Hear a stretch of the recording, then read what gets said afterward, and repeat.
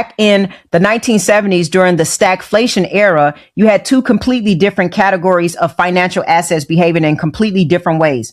On one side, high yield, high leverage, high complexity products that paid extraordinary returns when the system worked and collapsed catastrophically when the system stressed.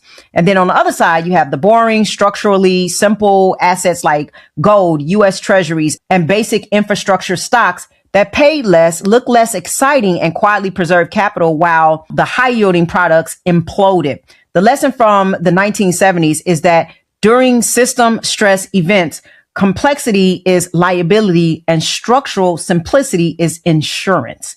The investors who outperformed during that decade were not chasing the highest yield. They were holding the boring, structurally simple assets that did not depend on stacked counterparty risk to produce returns. And so now the same dynamic is playing out where the DeFi yield machine, when it runs, looks like the highest leverage product of the 1960s. It pays well until it does not. And when it does not, the cascade is total. The XRP Ledger looks like the boring, structurally simple infrastructure asset, and it does not pay extraordinary yield right now because it is not engineered to. It is engineered to settle, to tokenize, and to function as the backbone of regulated financial flow. And during system stress events, that boring engineering is what holds. And that's why I have not exposed a lot of my XRP to DeFi. Again, I have a little bit exposed, but I just think you can take bigger risk if you have more of a position and you know exactly what you're doing. I cannot overstate this.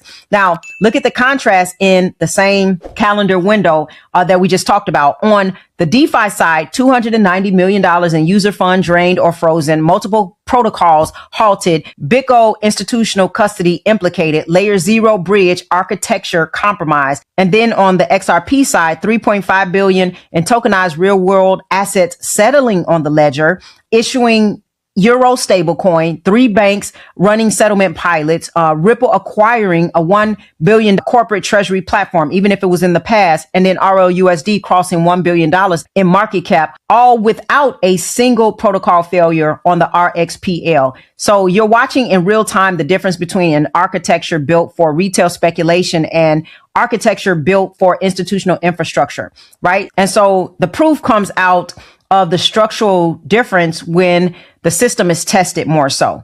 Now, you may be wondering more about yield. Like, I do want yield, or, where do I get it for XRP? Let me get very direct with this. Let me just say this, right? The XRP yield question is the wrong question to be asking right now. The structural simplicity that prevents the yield is the same structural